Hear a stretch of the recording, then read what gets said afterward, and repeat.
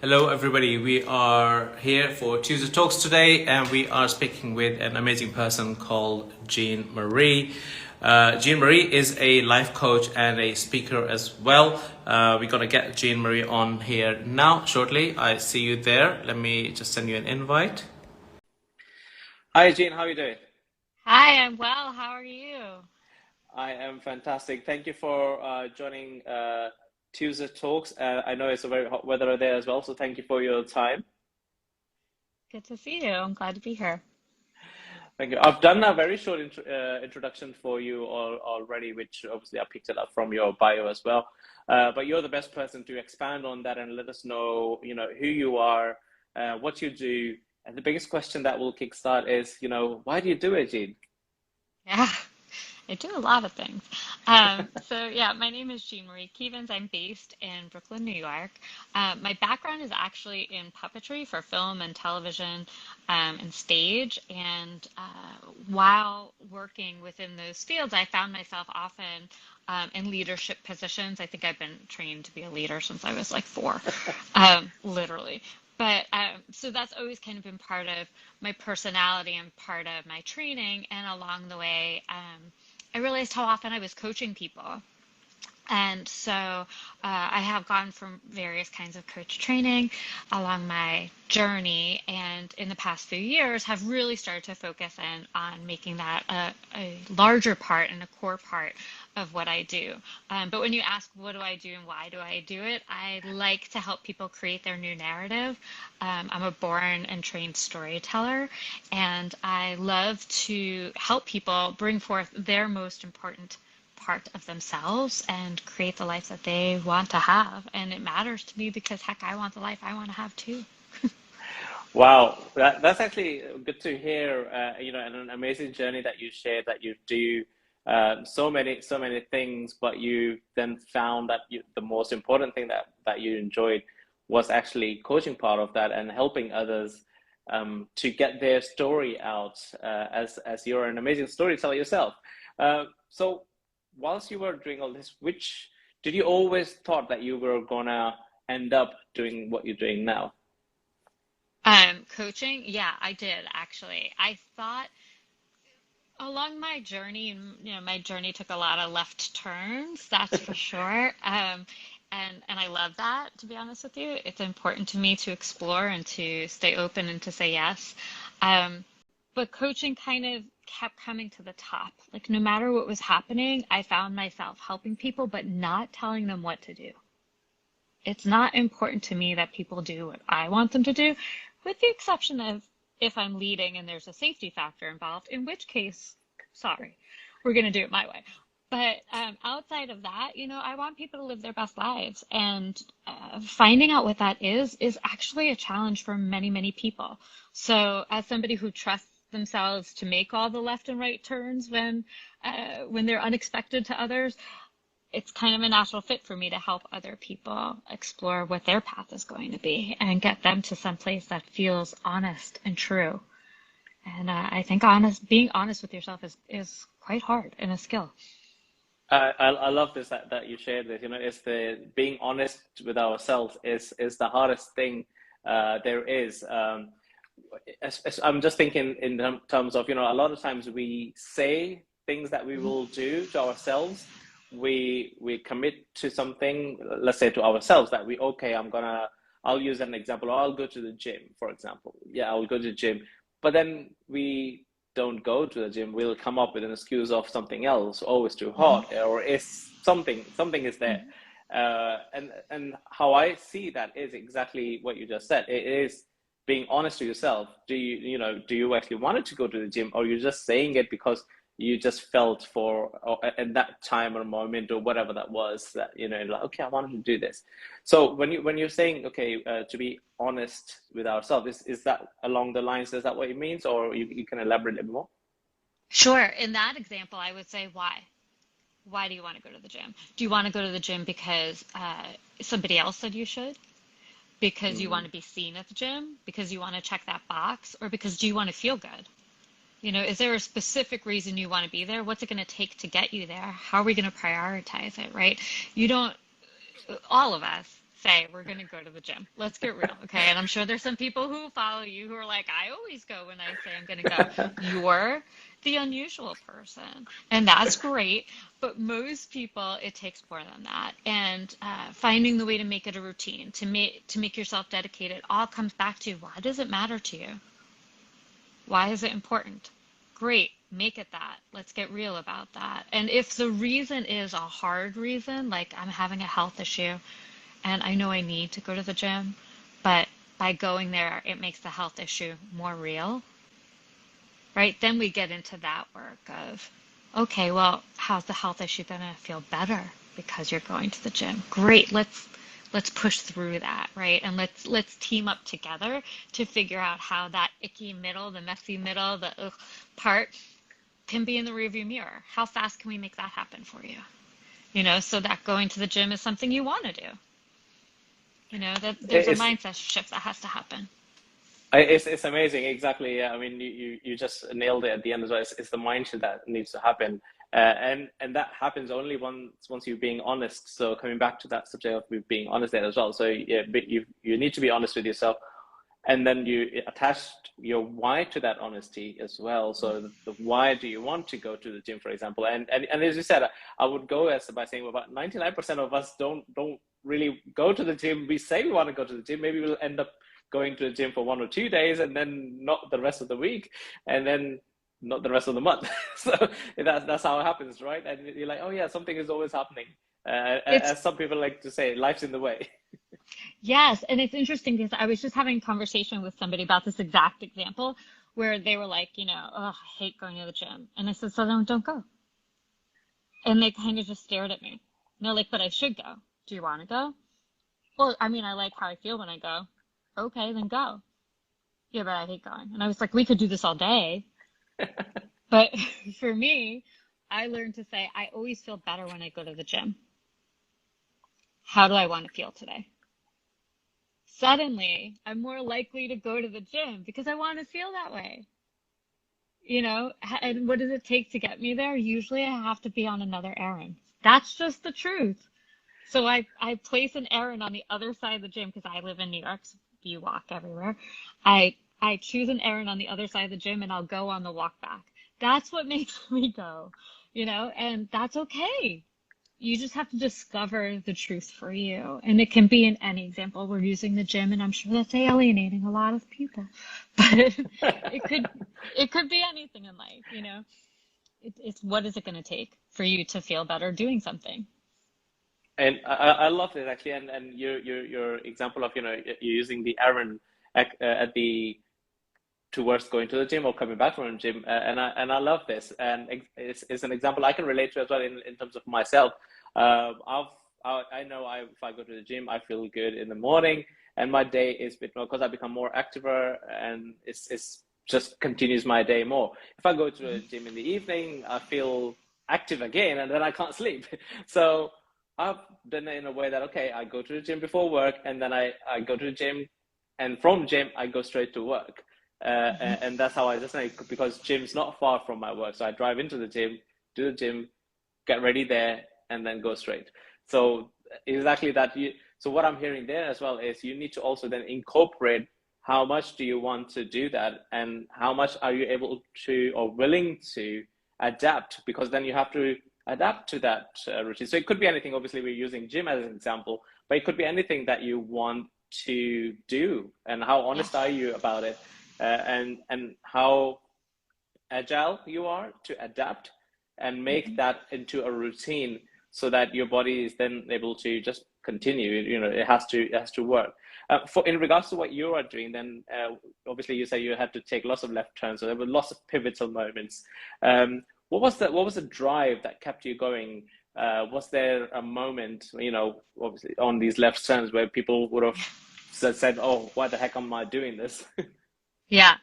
I have a relative who always says that I get to every fork in the road and say, what's the weirdest choice? And and that might be slightly true, and I'm okay with that. But I'm a very curious person. So every time there's a fork in the road, I kind of look towards what is the thing that I desperately want to know the answer about. That's typically the way I end up going. Um, Obviously, again, unless it's dangerous, but even then, I'm a pretty big risk taker.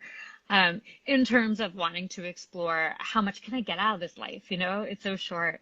Um, but in terms of coaching, you know, when I'm trying to make a decision, I definitely look at how am I going to feel if I do this, and how does it make my life better? And what are the things that are going to be hard? You know, for example, like my first bit of education post high school was in puppetry, right? Like imagine going home and saying like I want to be a puppeteer, right? My family was like, "Oh good. Oh good." You know, they didn't know what to do with that. But I had a very clear list of reasons, and I knew exactly what I wanted to do with that, how I wanted to help people, why I knew that that was unique, and if it's unique, therefore there will be more spaces. And the school that I went to, coincidentally, at the time had 100% job placement. How are you going to say Yeah. no to that, right? Like the arguments were good, even though the choice was risky. When you Mhm. looked down the list, how risky is it actually? Becoming an accountant, everybody's becoming an accountant. I was going to become a puppet artist. Everybody is not doing that. So, you know, to me, it's like, where's my heart? Where's the courage of my convictions? When it comes to coaching, I always knew that I would go into coaching. I've probably known that I would do something in this realm since I was a teenager, but it wasn't until I hit a certain place in life where I felt like I've made those left turns. I've made all the weird left turns that I want to make. I did all the exploring that I want to do. And now I felt like I knew enough. And so when you say like a pivotal moment, I think some of those moments, and I could tell you all the like, you know, gore stories, like I had a major injury and so that changed things, and you know, a company closed and so that changed things. And but at the end of the day, every decision came back to where's my heart really? What do I know to be true really? And when I look down the facts, like if I can eat and put a roof over my head and do something that matters, that's the right choice, then I'm good. And I had very simple criteria like that, you know. At the end of the day, everything comes back to my values every time. I love this that you just shared, you know, and the closing there, you know, that everything was coming back to your values, and that's the core drive that I'm hearing, right? So every pivotal moment that you were getting, you know, that like the company shutting down or major accident or and so forth, the pivotal moment is that okay, the core values. Are you happy in what you're doing? Is it sustainable that you're getting your food on the table, roof on your over your head? Uh, what more do you need? Do you, you know, is it covering basic necessity? And I'm happy. That's what at the end is, right? So it's getting me to believe that we are one of the lucky ones who actually enjoyed every time what we did, because I actually loved every time whatever I did. It was not for the reasons of oh yeah, what salary I'm getting there, what's the growth in that company. It was all to do with am I gonna enjoy that work? Am I happy? If I join a company, if I weren't happy, year 2 year down the line, I left. You know, so Yeah, go on, move on to another company and find yeah, out, see what it is. And the end goal was I have to be happy where I am working, and you have to be grounded into it. You need to align your core values with wherever you are in that place, right? And I love this that you shared. And not a lot of people share that their what their core values are, or they understand what their core values are, and that to use those values to actually look for what they want to do in life and be happy with that. yeah. And I love that you just shared that. Would you be able to elaborate more in terms of how you're able to help someone who wants to, let's say, work with you to create a story for themselves? What does that look like? Sure. And I do want to just make sure that I qualify something to say, you know, I used to work with a producer who used to say Jean Marie says that everything is like lollipops and daffodils, which is not the case. Like I will call out the dirt when it's on the ground. Like that's definitely a piece of me. You know, I'm not all everything is wonderful. And also I understand and have had to and will have to again, I'm sure, in my life take jobs that I could not stand in order to have something that mattered to me. So, when I say, does it align with my values, it may not be a direct connection the way that we want it to be, but if it is a temporary fix in order to be a stepping stone, then fantastic, take the step. So I don't want to have sounded like, oh, everything's always great. I'm always happy. No, I'm just always focused and I'm always driven. That is for sure. Oh no, Um, I will agree with that as well in terms of what I was trying to say as well. So exactly, you use the stepping stones. There's never a perfect space. You're never perfect anyway. I'm yet to find somebody who's perfect and knows it all. But you use what you know, and create things from that, I guess, right?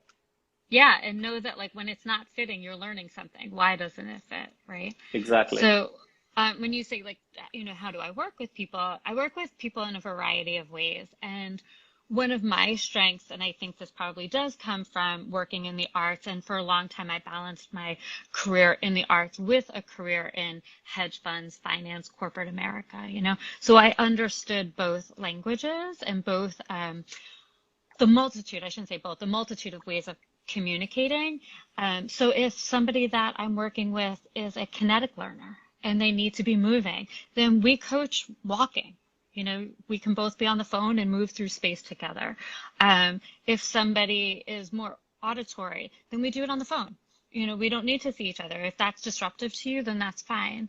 I work with a lot of people who are very visual, and so there's always a clear white background behind me because they'll be distracted otherwise. Mm. So, I'm very keen to or attuned to people's various learning styles and communication styles. We're not all the same. So that is one thing that is very important to me, that I learn what you need, not what I need. This is not about me, and it's not about my opinion, and I have them, but I won't give them to you. um, that's not what I'm doing. And what I often do is work with people to tell their story. You listen to the story that was the past. That's great. If we're going to spend too much time there, that's a therapist, right? Mm. I'm going to listen to the past, take where you are, and we're going to move forward. We're not going back. We may touch on the past because those pieces are in us, right? And learn how to shift them to be less important or to be useful. But outside of that, most of what I'm doing with people is saying, how does this story end? At the end of the day, when you look back, how do you want to feel? Where do you want to be? Who do you want to be surrounded by? Great.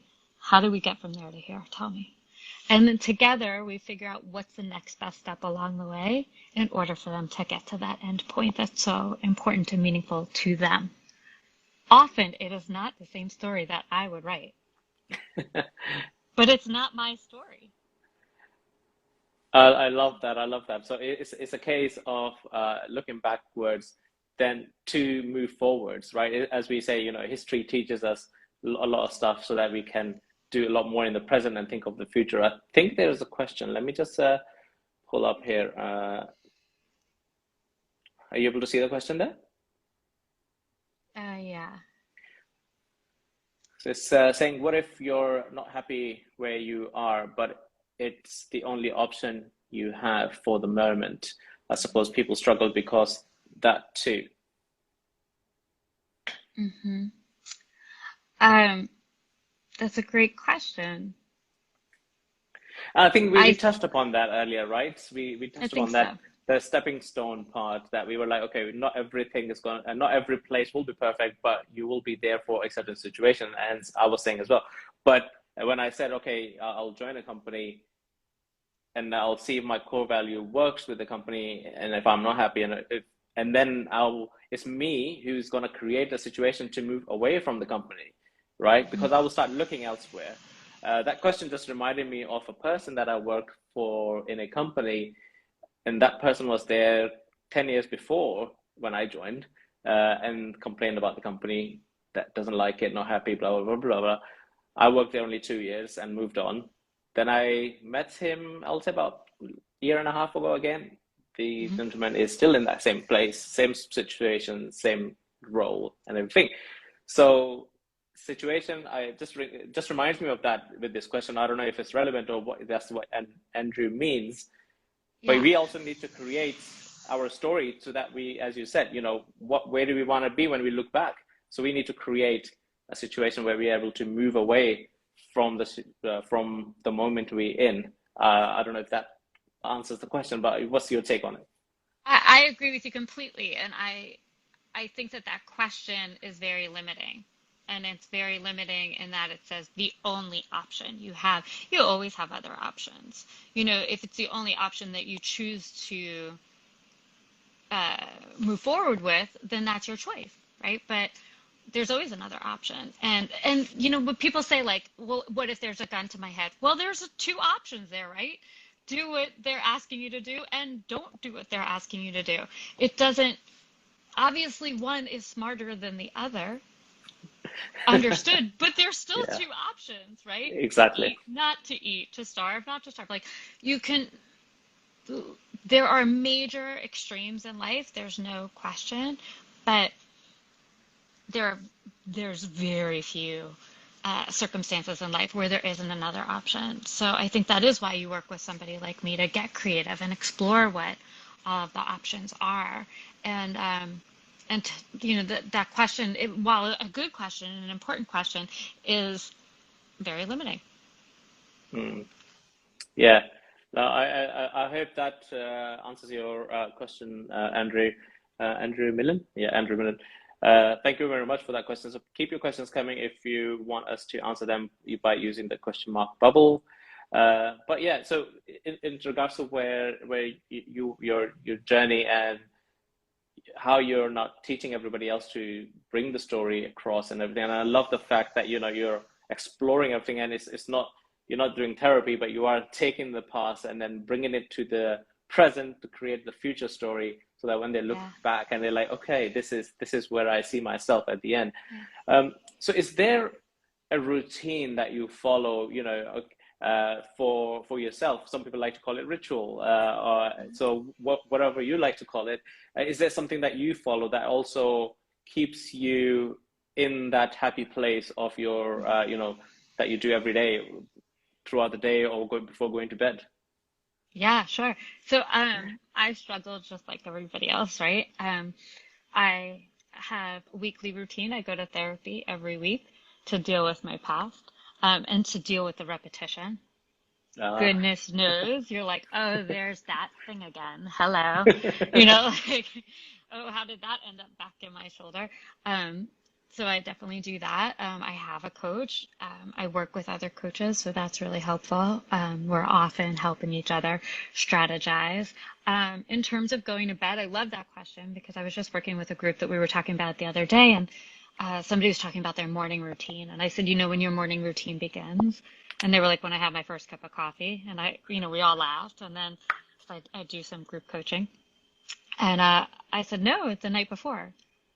And three people in the group at the same time went, "Poof," and and we started to laugh because that's the truth. It doesn't happen when you wake up. It's what did you do to make your morning easier before you went to sleep? So I have a lot of those kind of routines in my life where um, I do meal planning, not constantly because I'm creative. So I also like want to get in there and get wild. Um, but I have enough to know, do I have these things in my diet? Am I taking care of that? I have an evening routine that is cuckoo pants. And I will fully admit it. Sometimes I take a bath, sometimes I'm going for a walk, but every night I put on like essential oils. I turn my lights down over time. I turn down the media over time. I give myself signals that we're shutting down now. Mhm. And I don't do it in 1 second. How some people like run around and turn off their whole house. That works for them. That would just make me more anxious, and I would go to bed like, so instead I check the lock. Then I do this other thing. So I have a very slow wind down, and I have found that that is very helpful to me. Um, Also checking my calendar around like 8 o'clock for the next day, or 6 o'clock when I'm feeling really luxurious for the next day, so that the next day I don't wake up like, oh my God, who's going to do all this? No, I've Mhm. already handled it. I've already gone through the calendar and said, that's too much. What needs to move? Then I don't get stressed out about the next day. Um, And then I have one other thing that I'd love to talk about in terms of that, which is I have a catch-all day. And I recognize that not everybody can have this, but it has changed my life. And people have told me to do this for years. I don't know why this took me so long to try, but I don't schedule things on Friday. I just don't. It's very rare that I do, and if I do, I try to find another day during the week to get rid of everything. And that's because nothing that I put on my calendar will ever get completely done by the end of the day. It's not going to happen. So I'm constantly shoving things down. So then Friday, I catch those things. And on Friday, I can dream about the next week, have the next idea, make sure things are clean.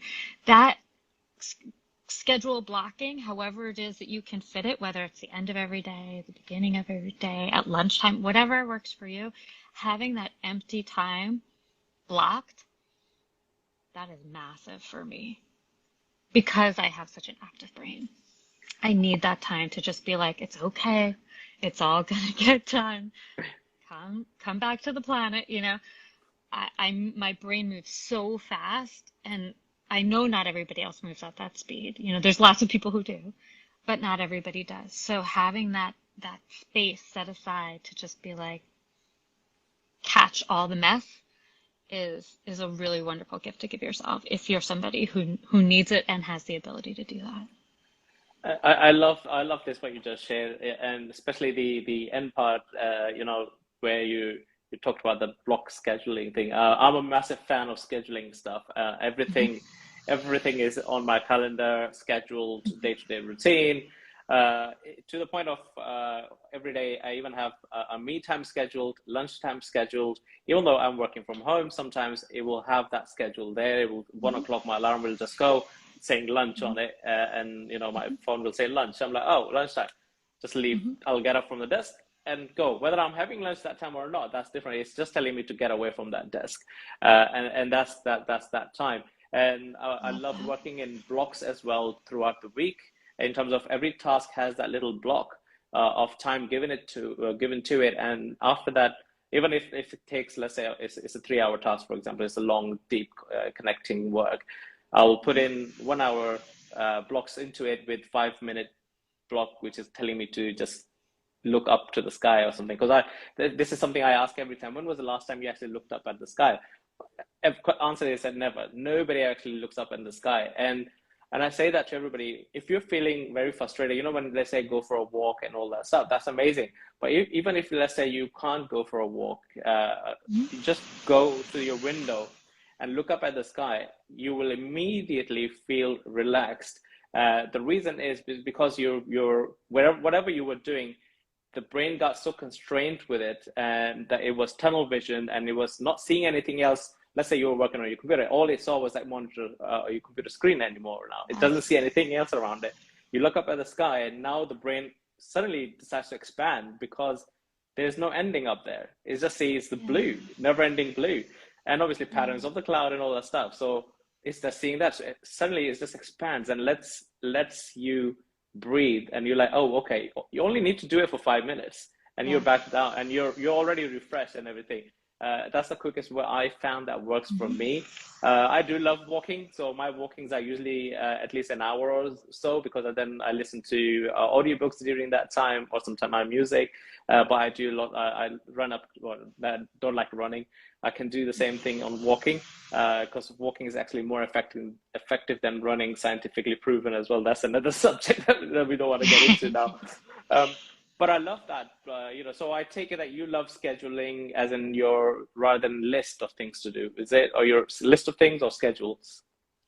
I prefer schedules. My lists are fascinating. I'm sure they would be a wonderful psychological research for somebody.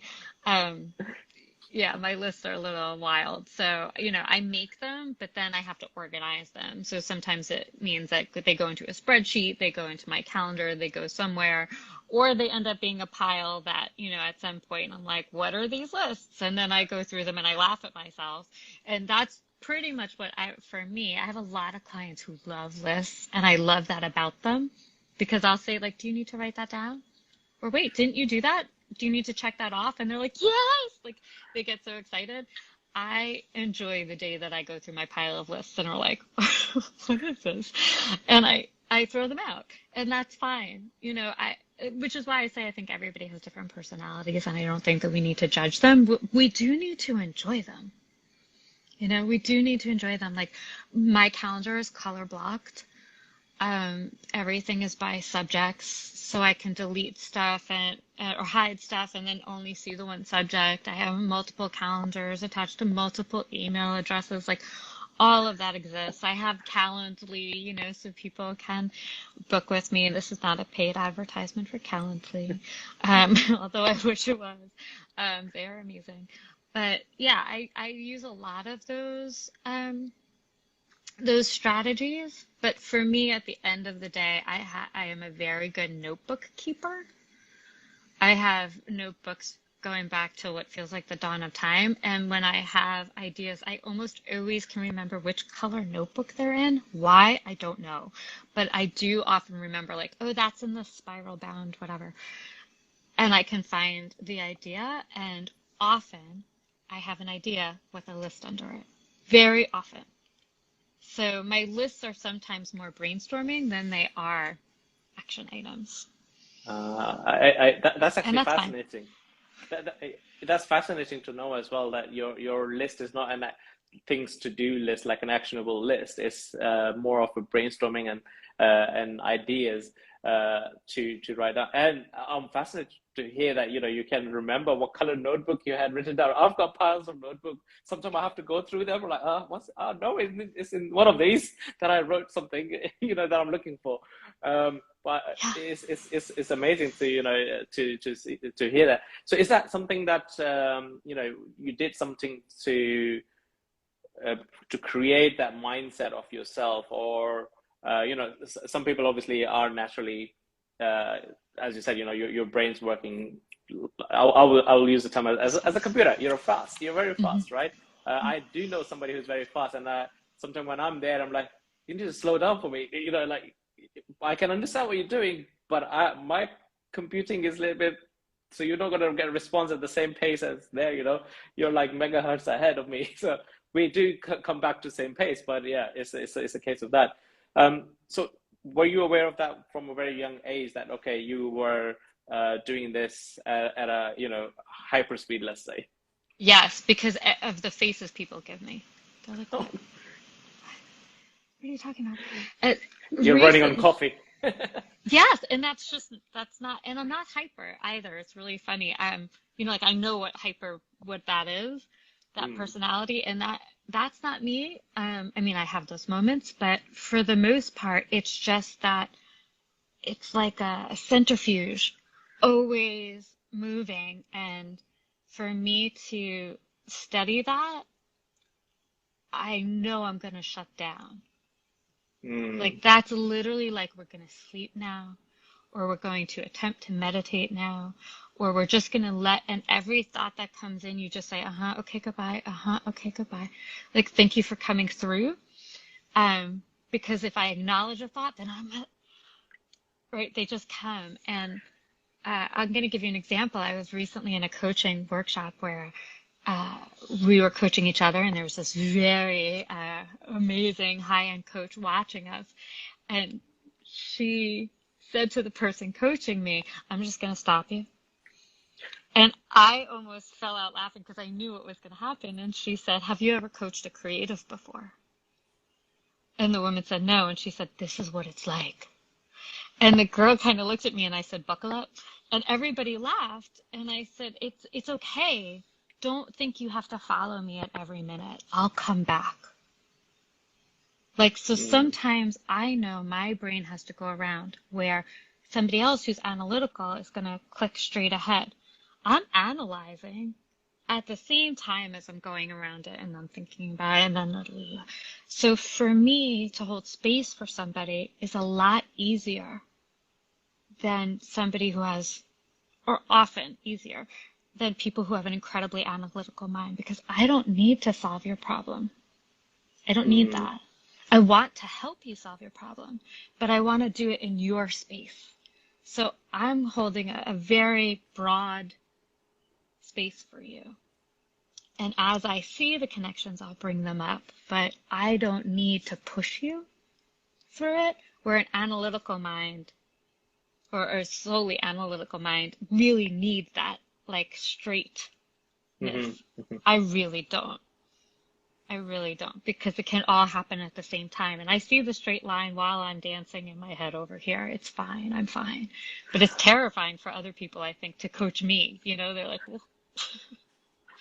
That's actually amazing, and I can totally relate with that in terms of, yeah, I would feel terrifying as well to, to coach you, for example, in terms of, oh, because knowing that you're already like 10 steps ahead, you've already seen what's gonna happen. It's like you already know the answer, right? I'm not going. I just what I'm gonna say next. You already know it, so might as well just like, shall we just close the book? You already know it. But I'm looking for, right? And I'm hoping for, and I'm encouraging you to surprise Mm, me, right? Like, I don't need to be right. If you go a completely different way, I want to bend with you. I love that. Like, to me, what's most exciting is following people. I might think I know the outcome and seeing 12 options already in my head, and you're looking at one option. So that's where I'm useful, that I can open up.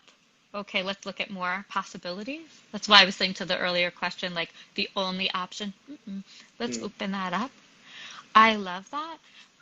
But if you need to only open up so far, if that's all you can do in this moment, then that's all we will do. Right? I always say to people, like, how many dresses do you want in the fitting room? That's how I look at it. Because you're just trying things on. You don't have to like it. You don't have to buy it. You're just trying it on. If you can only try on two or three things at a time and that's all you can consider, then that's all we're going to do. If you want to try on the whole floor, then let's go to town. You know, whatever it is that works for you is great. That's Oh, actually amazing. I love that. I love that.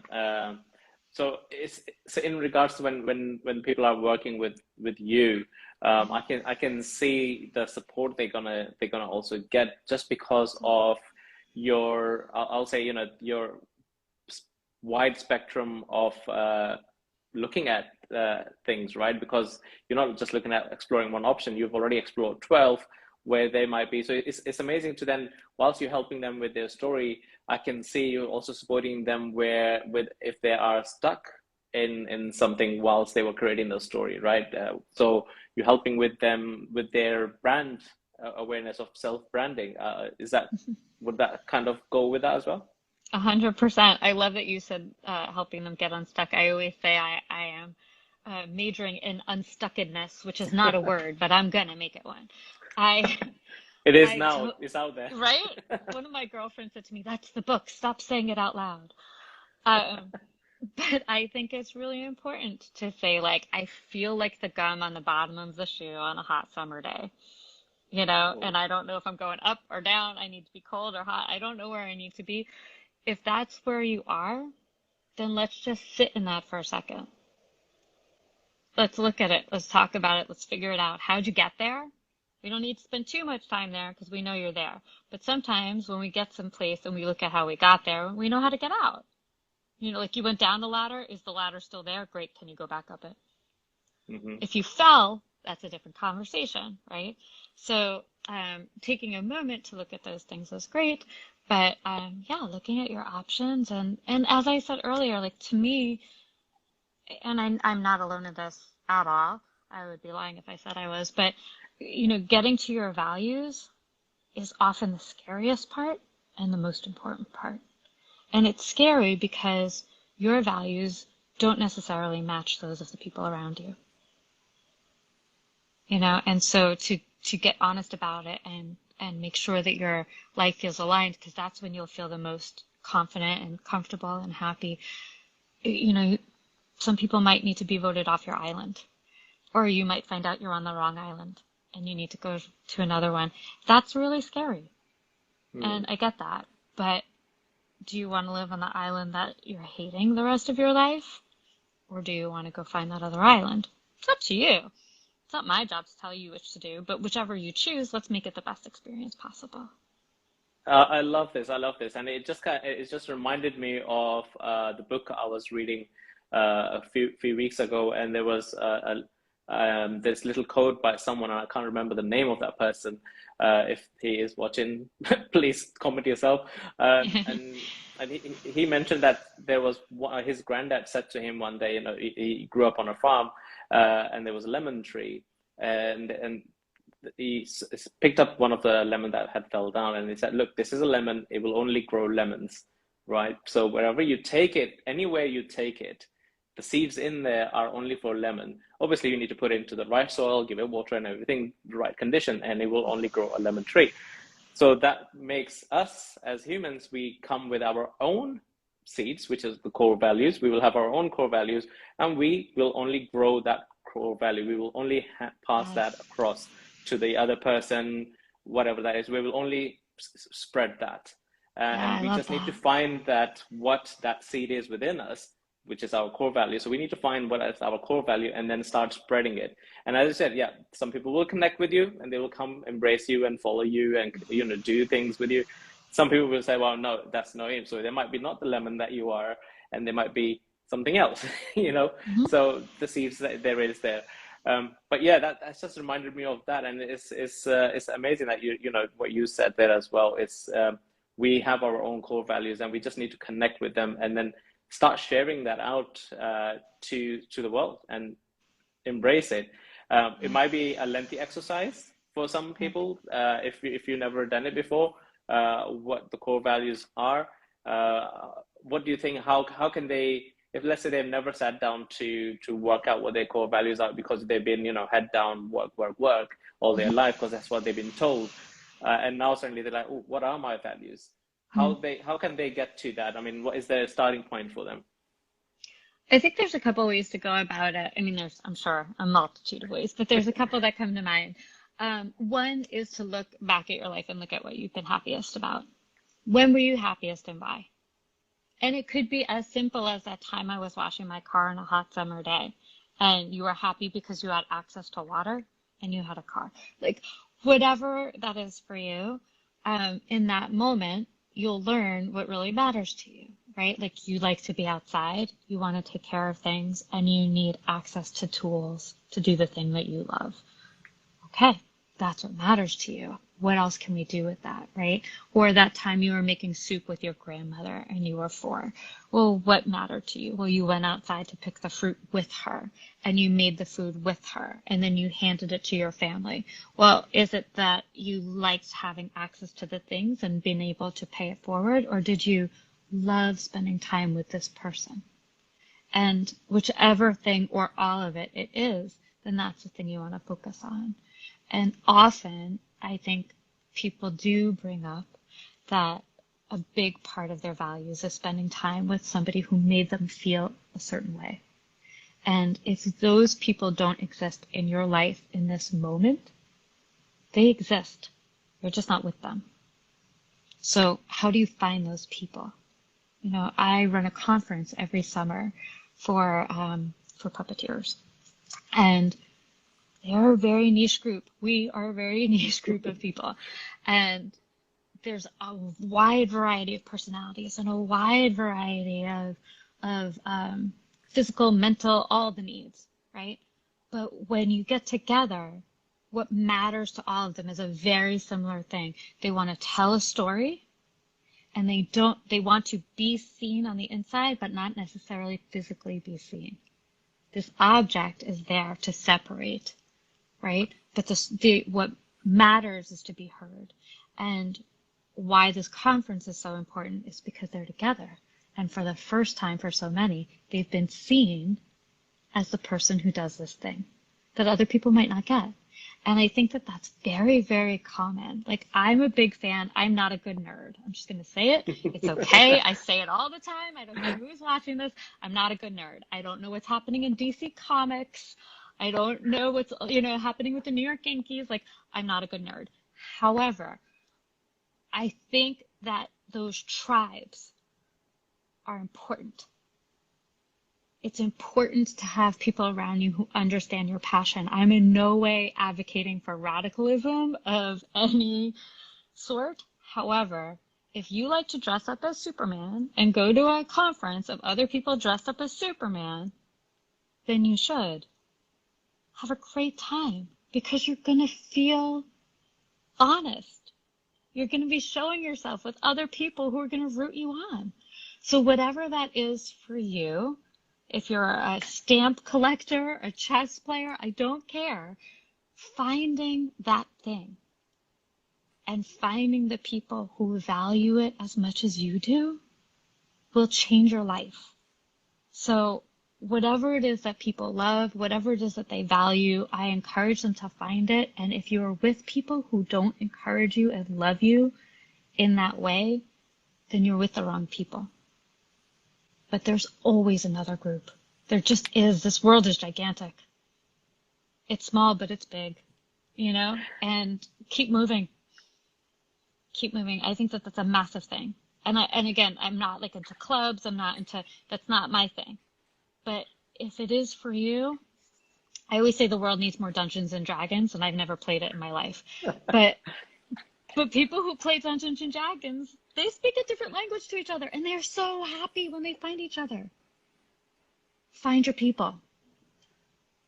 Definitely. I love this. I love this. I love this. So what I heard in there was, the core values being, if let's say if you wanted to label, as a lot of people love labels, putting labels onto the core value, let's say, there was a connection there, resourcefulness being there. So if you if you love being resourceful, that might be something, as you mentioned, your car and water and all that, being resourceful of things that are available to you. Then connection. I'm sure everybody loves that. Everybody is looking for that connection or loves the connection they're in. And if that could be a part of your core value. So when you are out and about, you're looking for that meaningful connection with the people you meet, no matter how strange they are. If you meet them on the street, you are having a meaningful conversation, whether even that is a hi, bye, waiting for a bus, where you heading to, things like that, whilst you're waiting for the bus, for example, or hopping on a train. But I love that. Yeah, exactly. And then it can expand into all areas of life. So it could be something that you can sit down and if you wanted to write about it or ponder on it, however you want to get your things written, do that. I mean, I'm more of a visual person, so I usually record stuff on my phone, and it's there. But I love that. That's great. Thank you very much for sharing that. And lots of great, aha moments and takeaways for people that have been shared here. We should be wrapping this up now shortly, and everybody who's watching this episode live with us, this will be left into IGTV, and this will then move on to podcast format on all platforms where you can find podcast. So move on to that if you needed to keep listening to this, and if people who are listening to it or watching it live, you had a tiny spark once you were listening to this episode, something that just created a spark in your mind. Now it's your duty to share this with someone, anyone, whoever that is, because we shouldn't keep that spark within us, because we don't know who's just woken up or gone to bed thinking of a better day. And if you had that spark, it's our duty to create that spark within them as well, because all we need is a little spark to get the engines rolling, and that might be what they need, is that little spark. So if this episode created a spark in you, that might create a spark in them as well. So we should share this episode with whoever just pops up in your mind if you're thinking of someone. Thank you very much, Jane. We should be wrapping this up. What would you like to say as a closing for this episode? What would you like to leave with to everybody with?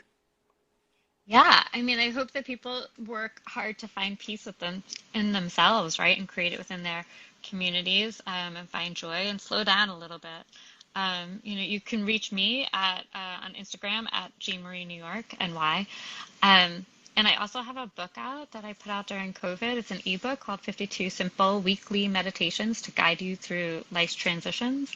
And that came about for the exact same reason everything else we said. Like, I believe you can keep it simple and spark new ideas and bring some joy and calm into your life. So yeah, I hope that people reach out to me, and I would love to help as many people as possible, individually, group setting, doesn't matter to me.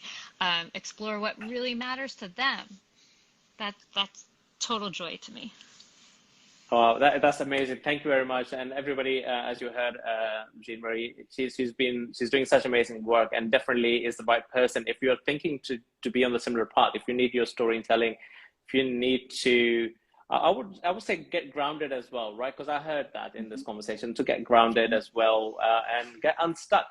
That's the big thing, right? To get unstuck as well. So to reach out to you, you're doing such an amazing thing. That you bring into the humanity in there now. So everybody, thank you very much. And Andrew is there saying thank you very much, and thank you, Andrew, as well for your question. That was a great question. It did spark conversation as well. So thank you, Jean. Thank you, everybody else.